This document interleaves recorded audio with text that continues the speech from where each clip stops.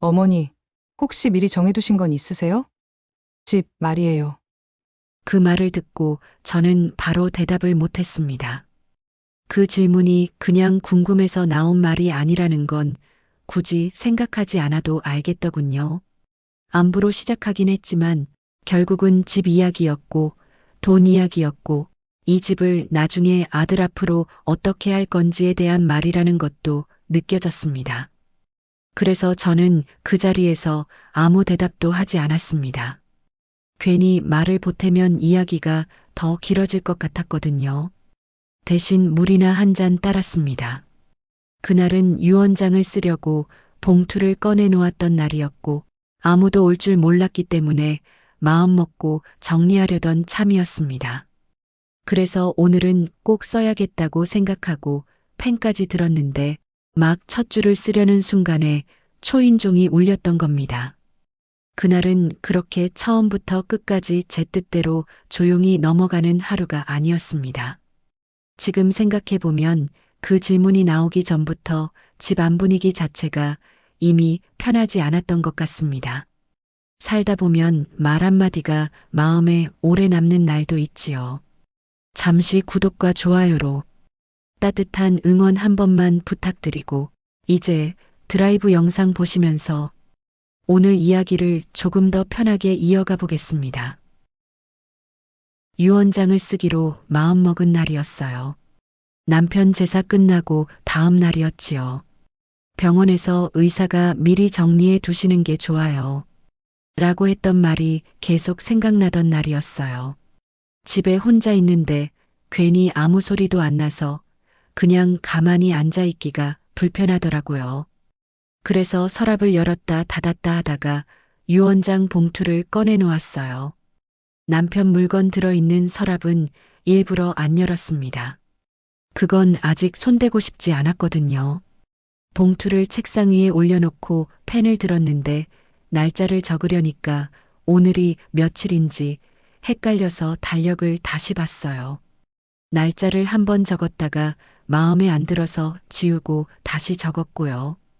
그때 혹시 몰라서 미리 정리하는 거다 하고 혼자 말해봤어요. 제사 끝나고도 아들한테서 전화가 없었던 것도 그때 떠올랐고 병원 예약 메모랑 약 봉투를 보니까 앞으로 이런 건 다 내가 알아서 해야겠구나 싶었어요.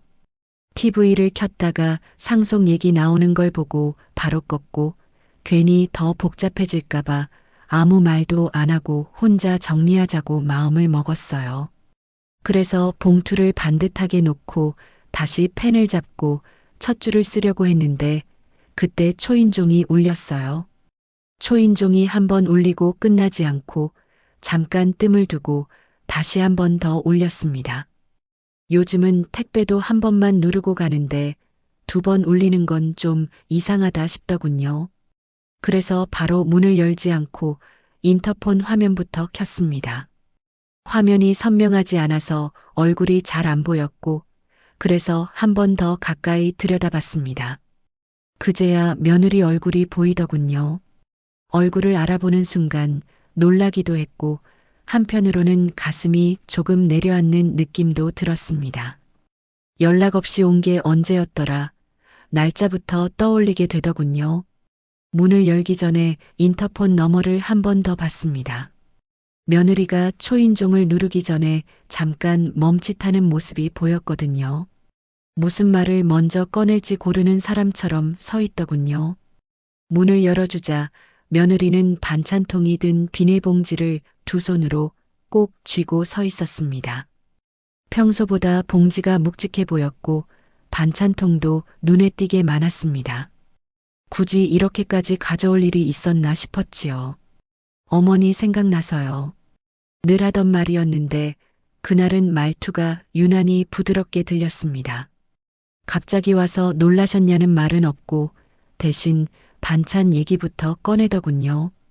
신발을 벗는 동안에도 신발을 가지런히 놓는데 시간이 좀 걸렸고 집 안으로 들어와서도 외투를 바로 벗지 않았습니다. 그 모습이 괜히 눈에 밟혔습니다. 그 사이 집안을 한번 훑어보는 시선도 느껴졌고요. 부엌까지 따라 들어오는 발걸음 소리가 또렷하게 들렸습니다.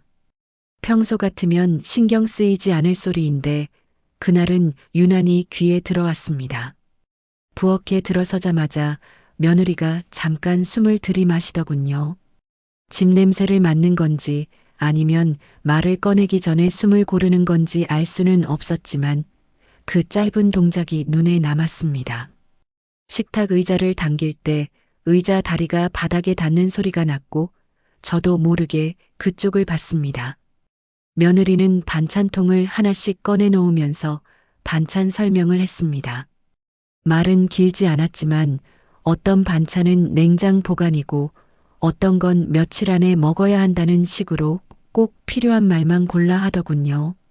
그러다 아범이 이거 좋아해요 하면서 반찬 하나를 앞쪽으로 밀어 놓았습니다. 그 말이 나오자 자연스럽게 아들 얼굴이 떠올랐습니다. 냉장고를 열어도 되냐고 묻지 않고 바로 문을 열더군요. 안에 뭐가 있는지 잠깐 훑어보고 반찬을 넣을 자리를 찾는 모습이었습니다. 식탁에 반찬을 다 차려놓고 나서는 마치 자리가 정해진 사람처럼 자연스럽게 의자에 앉았습니다. 잠깐 들렀다 가는 사람의 자세는 아니었지요. 저는 물을 따라주면서도 왜 하필 오늘일까 하는 생각을 계속하고 있었습니다. 아까 유언장 봉투를 꺼내 놓았던 장면이 자꾸 떠올랐고 초인종이 울리기 직전의 순간도 계속 겹쳐 보였습니다. 괜히 제가 먼저 말을 꺼내면 이 분위기가 달라질 것 같아서 그냥 며느리 말만 듣고 있었습니다. 반찬 얘기를 하면서도 며느리 시선은 가끔 식탁이 아니라 안방 쪽으로 갔습니다. 그럴 때마다 저는 물컵을 괜히 만지작거리게 되더군요. 오래 앉아 있을 생각은 아닌 것처럼 보였지만 그렇다고 바로 일어날 준비를 하는 것도 아니었습니다. 앉아 있으면서도 몸은 반쯤 앞으로 기울어 있는 느낌이었지요. 요즘 혼자 드시기엔 반찬 챙기기 힘드시죠?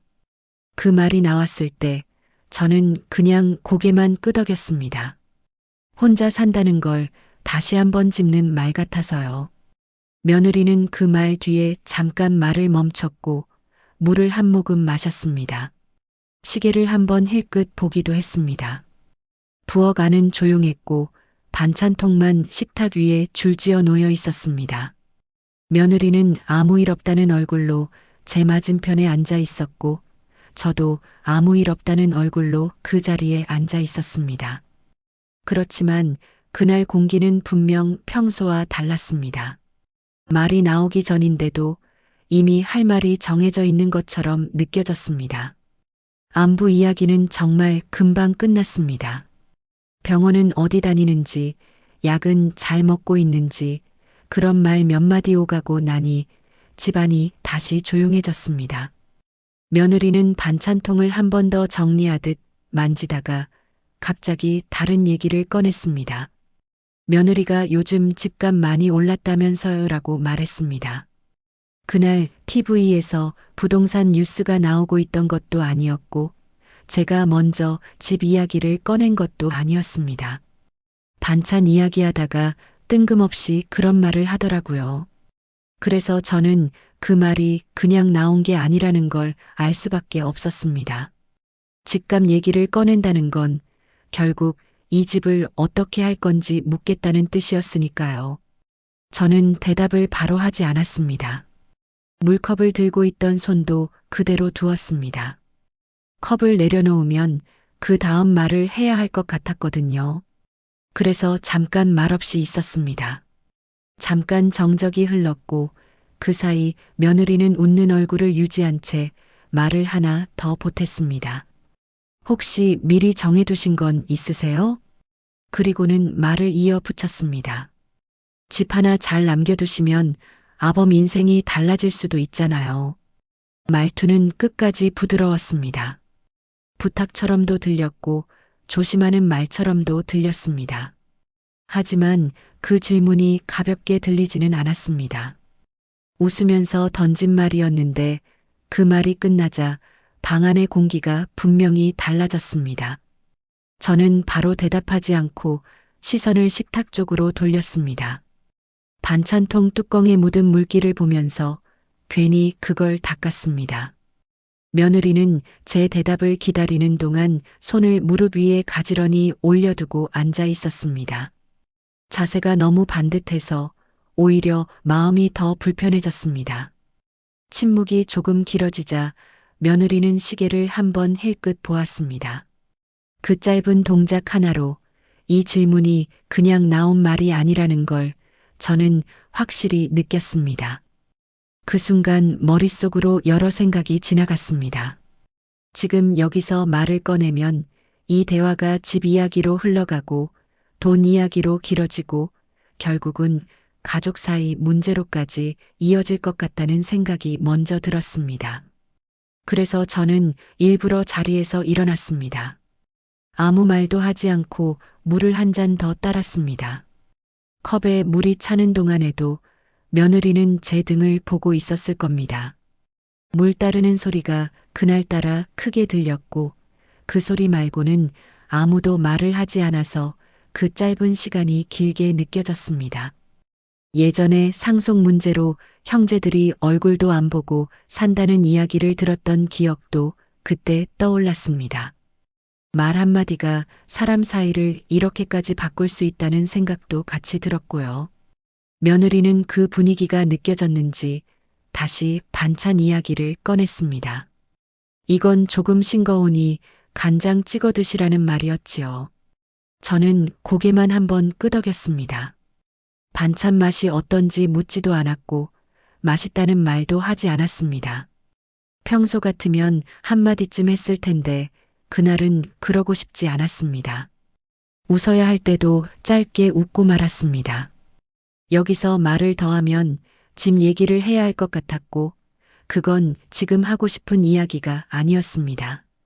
그날 그 자리에 큰 소리가 난 적은 없었습니다. 서로 얼굴 붉히는 일도 없었고 누가 화를 냈던 것도 아니었습니다. 그런데 며느리가 꺼낸 집 얘기 한마디 때문에 그 뒤로는 말이 잘 이어지지 않았습니다. 안부 이야기는 끝났는데 그 다음부터는 무슨 말을 해야 할지 서로 알고 있으면서도 하지 않는 시간이 흘렀습니다. 저는 그때 이 이야기가 여기서 끝나지 않겠다는 생각이 들었습니다. 그 질문이 나온 뒤에도 저는 바로 대답하지 않았습니다. 식탁 위에 놓여있던 물병을 잡아 물을 한 잔 따랐지요. 갑자기 말을 꺼내고 싶지 않았고 일단 손부터 움직이고 싶었습니다. 물을 따르는 동안 며느리는 아무 말도 하지 않았고 그 침묵이 오히려 더 길게 느껴졌습니다. 잠깐 뒤에 며느리가 말을 꺼냈습니다. 반찬은 입에 맞으세요? 이미 집 이야기까지 나온 뒤라 그 말이 자연스럽게 들리지는 않았습니다. 저는 응, 먹을 만하네 하고 대답했습니다. 그 이상 말을 보태면 다시 집 이야기로 돌아갈 것 같아서 일부러 말을 줄였습니다. 속으로는 생각이 많았습니다. 지금 여기서 말을 꺼내면 이 자리가 금방 불편해질 것 같았고 한마디 설명이 또 다른 설명을 부르고 결국에는 서로 얼굴 붉히는 쪽으로 갈 것 같다는 생각이 먼저 들었습니다. 예전에 친정 쪽에서 상속 문제로 형제들이 다퉜다는 이야기가 떠올랐습니다. 처음엔 그냥 얘기 좀 하다 싸웠다더라였는데 나중에는 몇 년씩 연락도 안 하고 산다는 말까지 들었지요. 그 기억이 떠오르자 지금은 말할 자리가 아니라는 판단이 더 분명해졌습니다. 며느리는 제 얼굴을 한 번 더 살피듯 보았습니다. 저는 그 시선을 느끼면서도 일부러 눈을 마주치지 않았습니다. 사실 묻고 싶은 말은 있었습니다. 왜 하필 오늘인지, 왜 이런 이야기를 갑자기 꺼내는지, 왜 모든 말이 결국 집 이야기로 돌아오는지 말이지요. 하지만 그걸 입 밖으로 내는 순간 이 자리가 다시는 예전으로 돌아가기 어렵겠다는 느낌이 들었습니다. 며느리는 다시 말을 꺼내려다 멈췄습니다. 손을 무릎 위에 가지런히 올려놓고 잠깐 앉아 있더니 어머니, 제가 괜히 말씀드린 건 아니에요 하고 한마디 덧붙였습니다. 그 말에 저는 고개만 한번 끄덕였습니다. 지금은 대답하는 것보다 듣는 쪽이 낫다고 판단했습니다. 그날 저는 일부러 말을 아꼈습니다. 반찬맛 이야기도 길게 하지 않았고 웃어야 할 때도 짧게 웃고 말았습니다. 조용히 있는 게 참고 넘기는 게 아니라 지금 이 상황에서 제가 선택할 수 있는 최선이라고 느꼈기 때문입니다. 식탁에서는 결국 큰 소리가 나지 않았습니다. 누군가 화를 내며 자리에서 일어나는 일도 없었지요. 하지만 제 마음속에서는 하나의 기준이 분명히 세워졌습니다. 이 자리에서는 말하지 않는다. 지금은 설명하지 않는다. 대신 내가 준비할 수 있는 방식으로 정리한다. 그렇게 말입니다. 며느리가 가방을 챙기며 말했습니다. 어머니, 다음에 또 올게요. 저는 그래 하고 짧게 답했습니다. 현관문이 닫히는 소리가 들리고 나서야 그제야 숨이 한번 길게 나왔습니다. 부엌으로 돌아와 보니 며느리가 놓고 간 반찬통들이 식탁 위에 그대로 있었습니다. 앉아있던 자리도 치우지 않은 채 남아 있었고 그 모습이 괜히 눈에 더 들어왔습니다. 설거지를 해야 한다는 생각은 들었지만 바로 손이 움직이지는 않았습니다.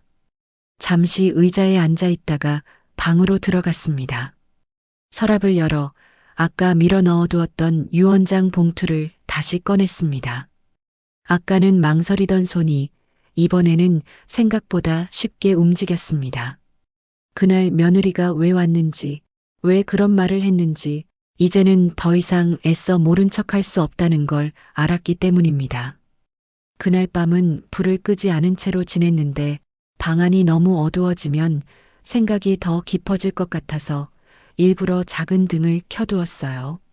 침대에 누웠지만 바로 잠이 오지는 않았고 머릿속에서는 아까 있었던 일들이 계속해서 반복되듯 돌아갔지요. 혈압약을 먹으려고 약통을 열었다가 손이 떨려서 한참을 붙잡고 있었는데 물을 한 모금 마시고 나서야 약을 입에 넣을 수 있었어요. 약을 삼키고 나서 물컵을 침대 옆 탁자에 내려놓았는데 빈 컵이 탁자에 올려놓다가 떨어졌는데 소리가 크게 나서 혹시 아래층에 들렸을까봐 걱정했습니다. 다음 날 아침에 눈을 떴을 때 전날 있었던 일들이 꿈처럼 느껴지지는 않았고 오히려 어제보다 더 또렷하게 떠올라서 저는 침대에 잠깐 앉은 채로 무엇부터 해야 할지 머릿속에서 순서를 정리했어요. 아침을 대충 챙겨 먹고 나서 식탁에 앉았는데 어제 며느리가 두고 간 반찬통들이 그대로 보였고 그 모습을 보는 순간 다시 마음이 흔들릴까봐 일부러 고개를 돌렸지요. 냉장고 문을 열어 우유를 꺼내는데 냉장고 안이 예전보다 훨씬 가득 차 있더군요. 며느리가 놓고 간 반찬들이 대부분이었고 그걸 보면서 저는 이 반찬들을 다 먹으려면 며칠이 걸릴지 계산해 봤습니다. 쓰레기를 버리러 나가다가 계단에서 이웃을 만났는데 눈인사만 하고 지나쳤어요. 평소 같으면 날씨 이야기라도 한마디 나눴을 텐데 그날은 그럴 기분이 아니었거든요. 엘리베이터를 타고 내려가면서 거울에 비친 제 얼굴을 봤는데 얼굴이 평소보다 좀 굳어 있더군요. 쓰레기를 버리고 돌아오는 길에 우편함을 열어봤는데 광고지만 몇 장 들어 있었고 그걸 꺼내서 그대로 쓰레기통에 버렸어요. 집으로 돌아와서 현관문을 잠그면서 한 번 더 확인했는데 요즘은 문을 한 번 잠그고도 다시 확인하는 버릇이 생긴 것 같았습니다. 사흘이 지난 어느 오후 이번에는 아들에게서 먼저 전화가 왔는데 엄마, 지금 시간 괜찮으세요? 하는 말투가 평소와 달랐어요. 괜찮다고 대답했더니 1시간 뒤에 들른다고 했고 전화를 끊고 나서 저는 왜 갑자기 온다는 건지 머릿속으로 이유를 생각해 봤지요. 사흘 전 며느리가 갔던 날이 떠올랐고 그 이후로 아무 연락이 없다가 갑자기 오겠다는 게 예사롭지 않게 느껴졌어요. 1시간쯤 지나서 초인종이 울렸고 문을 열자 아들이 손에 과일 봉투를 하나 들고 서 있었어요. 과일 사왔어요. 그 말을 하면서도 눈은 제 얼굴을 살피고 있더군요. 들어오라고 했더니 신발을 벗으면서 집안을 한번 둘러보는 게 보였고 며느리가 그랬던 것처럼 시선이 식탁 쪽으로 먼저 갔어요. 부엌에 들어서서 과일을 식탁 위에 내려놓는데 평소보다 동작이 조심스러웠고 의자를 당기는 소리도 작게 냈지요. 저는 물을 따라주면서 갑자기 웬일이야? 하고 물었는데 아들은 바로 대답하지 않고 물을 한 모금 마신 뒤에 말을 꺼냈습니다. 엄마, 저번에 애들 엄마가 다녀간 뒤에 혹시 불편하신 거 없으셨어요? 그 질문이 나오자 저는 이래서 온 거구나 싶었어요. 불편한 건 없었다고 짧게 대답했는데 아들은 그 말을 듣고도 말을 멈추지 않고 이어갔어요. 그날 애들 엄마가 괜한 질문 드린 것 같아서요. 아들이 말을 멈췄다가 잠깐 숨을 고르더니 가방에서 종이 한 장을 꺼냈어요. 공증 사무실 영수증이었습니다. 그 종이를 식탁 위에 조심스럽게 올려놓으면서 아들이 말했어요. 엄마, 이거 며칠 전에 공증 사무실 앞에서 엄마 보신 분이 계셔서요. 그분이 저희 아는 사람이셨어요. 그 순간 제 손이 물컵을 쥔 채로 멈췄고 아들은 제 반응을 보면서 말을 이었습니다. 유언장 쓰신 거 맞죠? 그 질문이 나왔을 때 저는 물을 한 모금 마시고 천천히 대답했어요. 그래, 다녀왔어. 제 목소리가 생각보다 담담하게 나와서 저도 놀랐는데 아들은 그 말을 듣고 한동안 아무 말도 하지 못했습니다. 엄마, 왜 미리 말씀 안 하셨어요? 말하면 뭐가 달라지나. 저희한테 말씀하시면 같이 가드렸잖아요. 혼자서도 할 수 있는 일이야. 엄마, 그래도 이런 건 가족이 같이 의논해야 하는 거 아닌가요? 의논하면 네 생각대로 하자고 했겠지. 그게 무슨 말씀이세요? 저희가 뭘 잘못했나요? 잘못한 건 없어. 다만 내가 알아서 하고 싶었을 뿐이야. 엄마, 저희를 믿지 못하시는 건가요? 믿고 안 믿고의 문제가 아니야. 내 일은 내가 정하는 거지. 그 말이 끝나고 나서 방 안이 조용해졌어요. 아들은 물컵을 들었다가 다시 내려놓고 한참을 말없이 앉아 있었지요. 저는 그 침묵이 불편하지 않았는데 오히려 이제야 할 말을 다 한 것 같다는 생각이 들었어요. 아들이 다시 입을 열었습니다. 엄마, 그럼 내용은 어떻게 쓰셨어요? 그 질문에 저는 짧게 대답했어요. 그건 나중에 알게 될 거야. 아들은 그 말을 듣고 고개를 끄덕였는데 표정이 편해 보이지는 않았어요. 알겠어요. 엄마 뜻대로 하세요. 저희는 뭐라 할 수 없죠. 그 말투에 서운함이 섞여 있는 게 느껴졌지만 저는 더 이상 말을 보태지 않았습니다. 아들은 자리에서 일어나면서 그럼 저 갈게요 하고 말했고 저는 그래 하고 짧게 대답했어요. 현관까지 따라 나가는데 아들이 신발을 신으면서 한 번 더 말했습니다. 엄마, 나중에라도 필요하신 거 있으면 말씀하세요. 그 말을 남기고 문을 나가는데 저는 문을 닫고 나서 한참을 현관에 서 있었어요. 가슴이 두근거렸지만 후회는 들지 않았고 오히려 이제야 시작이구나 하는 생각이 들었습니다. 그날 밤 저는 침대에 누워서 오늘 있었던 일을 곱씹어 봤는데 아들의 얼굴이 계속 떠올랐어요. 서운해하는 표정, 말을 아끼는 모습, 문을 나가면서 남긴 마지막 말까지 전부 선명했지요.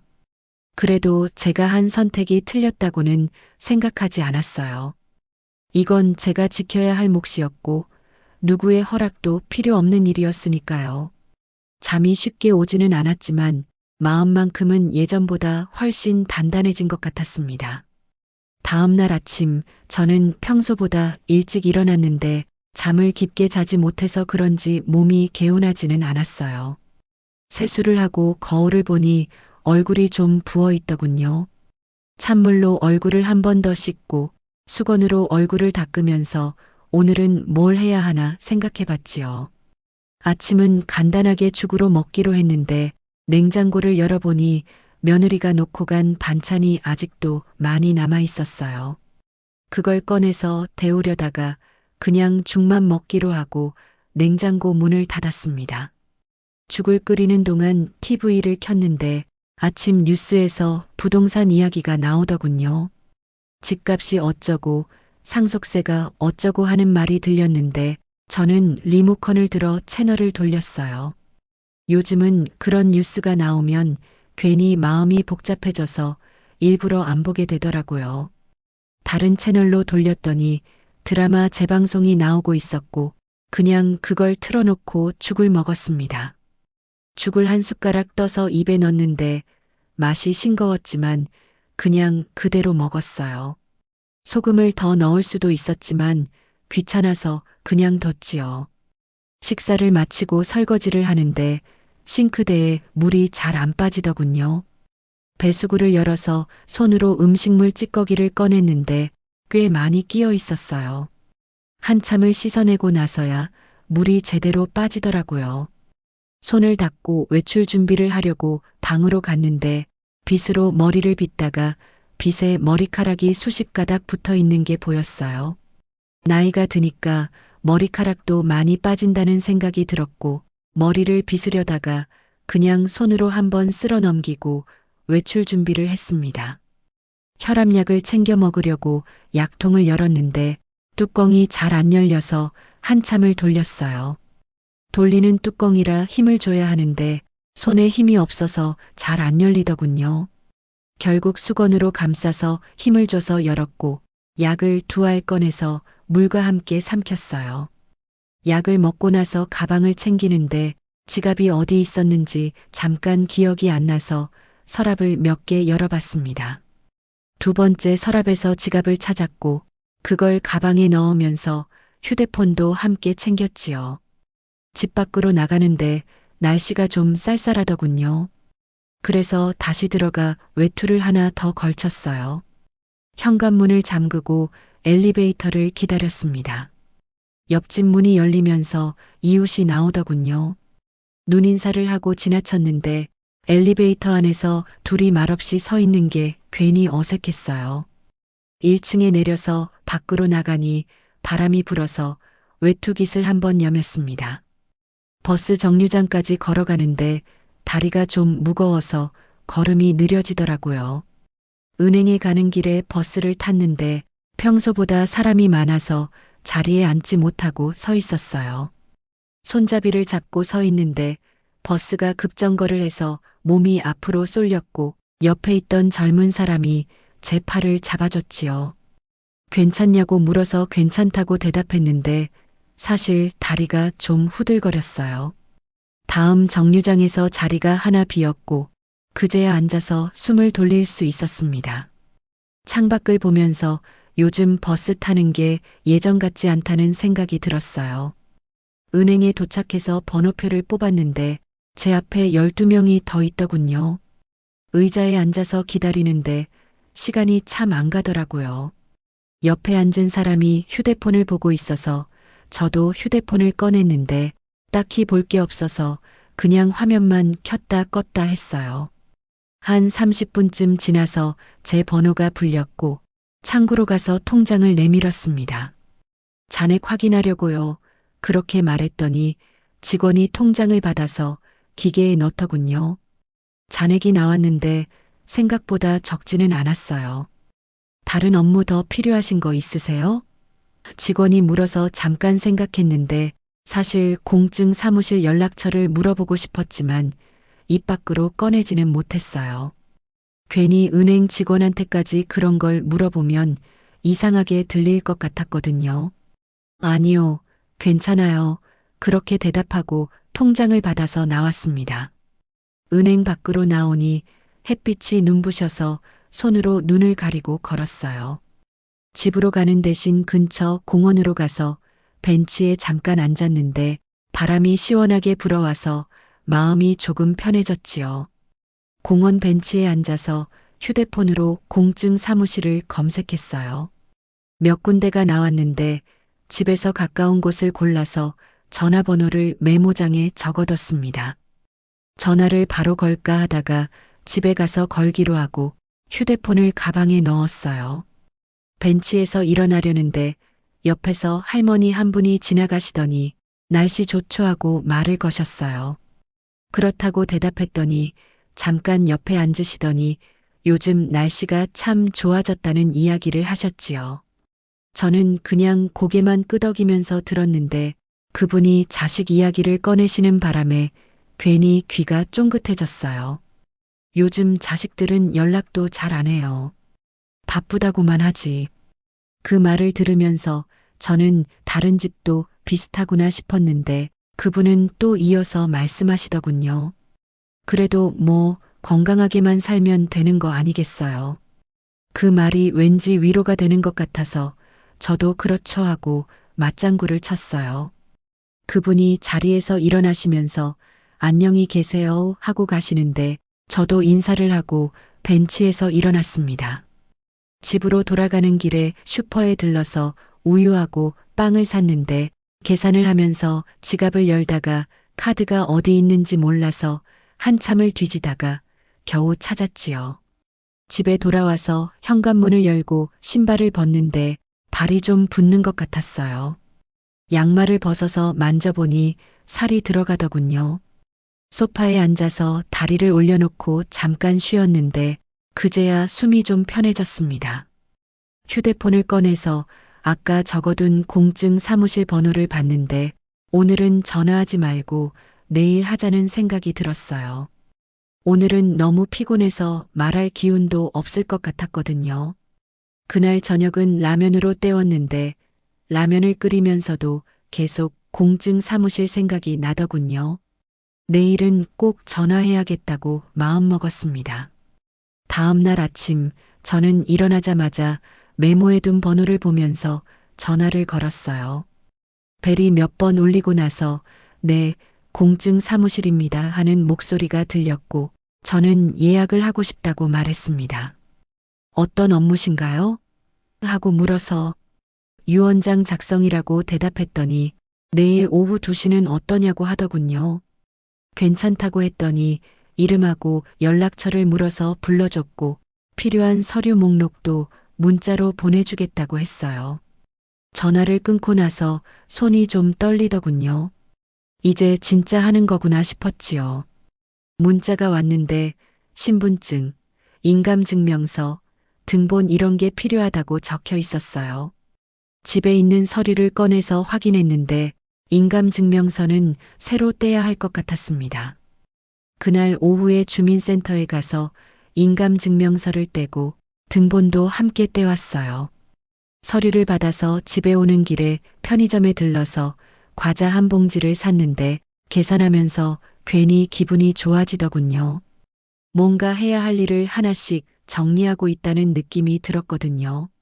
집에 와서 서류를 깨끗한 봉투에 넣어두고 내일 가지고 가기 편하게 현관 옆 신발장 위에 올려뒀습니다. 그날 밤 잠이 잘 안 와서 뒤척이다가 TV를 켰는데 심야 영화가 하고 있었어요. 옛날 영화였는데 무슨 내용인지 잘 모르겠더라고요.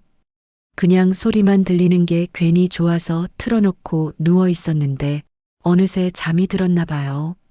다음 날 아침에 눈을 떴을 때 TV가 켜져 있었고 리모컨으로 껐습니다. 목이 말라서 부엌에 가서 물을 마셨는데 냉장고 문을 열었다가 며느리가 놓고 간 반찬이 또 보여서 이제 좀 치워야겠다는 생각이 들었어요. 유통기한을 보니 며칠 지난 것도 있더군요. 그걸 꺼내서 쓰레기통에 버렸습니다. 샤워를 하고 머리를 말리면서 거울을 봤는데 얼굴이 생각보다 괜찮아 보이더라고요. 오늘은 공증 사무실 가는 날이니까 옷을 좀 단정하게 입어야겠다 싶어서 평소에 안 입던 재킷을 꺼내 입었어요. 재킷이 좀 작아진 것 같았는데 그래도 입을 만했습니다. 가방에 서류를 챙기고 현관 거울 앞에서 한 번 더 확인하고 나왔지요.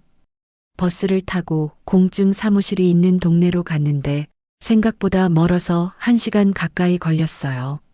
내리는 정류장을 놓칠까봐 내내 창밖만 봤습니다. 공증 사무실 건물 앞에 도착해서 입구를 찾는데 처음 가는 곳이라 좀 헤맸어요. 엘리베이터를 타고 3층에 올라가니 공증 사무실이라고 적힌 문이 보였고 문을 열고 들어갔습니다. 안에는 직원 한 분이 앉아 계셨고 제 이름을 대니까 예약 확인하고 앉아서 기다리라고 하더군요. 의자에 앉아서 기다리는데 다른 사람들도 몇 명 앉아 있었어요. 한 20분쯤 지나서 제 이름이 불렸고 안쪽 방으로 들어갔습니다. 공증인이 인사를 하시면서 필요한 서류가 있냐고 물어서 가방에서 봉투를 꺼내 드렸어요. 서류를 확인하시면서 몇 가지 질문을 하셨는데 정신을 바짝 차리고 대답했습니다. 재산이 어떻게 되시나요? 물어서 집 한 채 하고 예금 조금 있다고 말했고 상속인은 몇 명이신가요? 해서 아들 하나라고 대답했어요. 특별히 유의하실 사항 있으신가요? 하고 물어서 잠깐 생각하다가 공평하게 하고 싶어요. 그렇게 말했는데 공증인이 웃으면서 아드님 한 분이시면 공평하게 될 거예요 하시더군요. 그 말을 듣고 저도 괜히 웃었습니다. 유언장 내용을 적으면서 몇 번이나 확인하셨고 제가 서명할 곳을 알려주셨어요. 펜을 들고 서명하는데 손이 좀 떨려서 글씨가 삐뚤어졌지만 그래도 썼습니다. 공증이 끝나고 나서 유언장 사본을 받았는데 그걸 받아드는 순간 이제 끝났구나 싶더군요. 비용을 내고 밖으로 나왔는데 햇빛이 눈부셔서 잠깐 눈을 감았어요. 공증 사무실 건물 앞에서 잠깐 서 있다가 근처 카페에 들어가서 커피를 한 잔 시켰습니다. 커피를 마시면서 가방 안에 든 유언장 사본을 한번 꺼내 봤는데 내 이름이 적혀 있는 게 신기하더군요. 이걸 집에 가져가서 어디에 보관해야 하나 생각하면서 커피를 다 마셨어요. 카페를 나와서 버스를 타고 집으로 돌아오는데 왠지 몸이 가벼워진 것 같았습니다. 아들과 그렇게 대화를 나눈 뒤로 한 달쯤 지났을 때 며느리에게서 전화가 왔는데 어머니, 이번 주말에 같이 식사하시죠 하는 말을 했습니다. 며느리 목소리가 평소보다 조금 높았고 아들이 스피커폰으로 같이 전화를 듣고 있는 것 같았지요. 어디 가고 싶으신 데 있냐고 물어서 아무데나 괜찮다고 대답했는데 며느리가 그럼 어머니 좋아하시는 한식당으로 갈게요 하고 말했어요. 주말이 되어서 아들이 차로 데리러 왔는데 며느리도 같이 왔고 평소보다 옷을 단정하게 입고 왔더군요. 식당에 도착해서 자리에 앉았는데 며느리가 메뉴판을 제 앞에 먼저 놓더군요. 어머니, 뭐 드시고 싶으세요? 하고 물어서 아무거나 괜찮다고 했더니 며느리가 몇 가지를 추천하면서 주문을 했어요. 음식이 나오는 동안 아들이 요즘 회사 이야기를 하더니 갑자기 화제를 바꿨습니다. 엄마, 그런데 저희가 한 가지 여쭤볼 게 있는데요. 그 말투에서 뭔가 준비된 질문이라는 게 느껴졌어요. 유언장에 어떻게 쓰셨는지 말씀해 주실 수 있으세요? 며느리도 옆에서 거들었습니다. 어머니, 저희가 궁금해서가 아니라 그냥 미리 알면 나중에 혼선이 없을 것 같아서요. 그 말을 듣는 순간 저는 물컵을 천천히 내려놓고 두 사람을 번갈아 봤어요. 그건 나중에 알게 될 거다. 지금 말할 필요는 없어. 제 대답이 짧게 끝나자 아들이 다시 말을 이었습니다. 엄마, 저희가 뭐 잘못한 게 있나요? 왜 갑자기 이렇게 하시는 거예요? 잘못한 건 없어. 다만 내가 준비하고 싶었을 뿐이야. 그래도 이런 건 미리 말씀하셔야 하는 거 아닌가요? 말하면 뭐가 달라지니? 어머니, 저희도 어머니 생각하는 마음은 있어요. 알아. 그래서 내가 알아서 하는 거야. 엄마, 혹시 저희 때문에 마음 불편하셨어요? 불편한 건 아니야. 다만 내일은 내가 정하고 싶었어. 그 말이 끝나고 나서 식탁이 조용해졌어요. 마침 음식이 나왔는데 며느리가 음식을 제 앞에 놓아주면서도 표정이 굳어 있더군요. 밥을 먹는 동안 아무도 말을 하지 않았고 젓가락 소리만 작게 들렸습니다. 식사를 마치고 밖으로 나왔는데 아들이 엄마 집까지 모셔다 드릴게요 하고 말했지만 말투가 평소와 달랐어요. 차 안에서도 아무도 말을 하지 않았고 저는 창밖만 바라보고 있었어요. 집 앞에 도착해서 차에서 내리는데 며느리가 어머니 조심히 들어가세요 하고 인사했지만 목소리에 힘이 없더군요. 현관문을 닫고 들어와서 소파에 앉았는데 오늘 식사 자리가 마음에 걸렸지만 그래도 제가 해야 할 말은 다 한 것 같았어요. 그 이후로 며느리에게서 연락이 뚝 끊겼어요. 요 며칠 그렇게 자주 전화를 하더니 한 달이 지나도록 아무 소식이 없더군요. 아들도 가끔 전화를 했지만 통화 시간이 짧아졌고 잘 지내세요라는 말만 남기고 끊었어요. 명절이 다가왔을 때 아들에게서 문자가 왔는데 엄마, 이번 명절은 처가에 먼저 가야 할 것 같아요 하는 내용이었습니다. 매년 우리 집에 먼저 왔었는데 그날은 오지 않겠다는 거였어요. 명절 당일 저는 혼자서 차례상을 차렸어요. 남편 사진 앞에 음식을 놓으면서 혼자 하려니 손이 많이 가더군요. 절을 하고 나서 상을 치우는데 집안이 너무 조용해서 괜히 TV를 켰어요. 명절 특집 프로그램이 나오고 있었는데 가족들이 모여서 웃는 모습이 나오더군요. 그 화면을 보면서 우리 집은 이제 이런 모습이 없겠구나 하는 생각이 들었어요. 며칠 뒤 아들에게서 전화가 왔는데 엄마 처가에서 잘 다녀왔어요 하고 말했어요. 그렇구나 하고 짧게 대답했더니 아들이 잠깐 말을 멈추더니 엄마 혹시 외로우세요? 하고 물었어요. 외롭지 않다고 대답했는데 사실 외로웠는지 아닌지는 저도 잘 모르겠더군요. 아들은 그럼 다음에 뵐게요 하고 전화를 끊었는데 다음이 언제인지는 말하지 않았어요. 한 달쯤 더 지났을 때 며느리에게서 갑자기 전화가 왔어요. 어머니, 반찬 좀 갖다 드릴게요 하는 말을 했는데 목소리가 예전과 달랐어요. 괜찮다고 했는데 그래도 제가 갖다 드릴게요 하면서 고집을 부리더군요. 다음 날 며느리가 반찬을 들고 왔는데 예전보다 양이 많았어요. 어머니, 이거 드시면 건강에 좋아요 하면서 설명하는데 말투가 조심스러웠어요. 그 뒤로 며느리는 일주일에 한 번씩 반찬을 가져왔고 아들도 한 달에 한두 번씩 들렀어요. 예전보다 자주 오는 것 같았지만 대화는 짧아졌고 집 이야기는 아무도 꺼내지 않았습니다. 가끔 식사 자리를 같이 하기도 했는데 예전처럼 편하게 웃고 떠드는 분위기는 아니었어요. 서로 조심하는 게 느껴졌고 말 한마디 한마디에 신경을 쓰는 모습이 보였지요.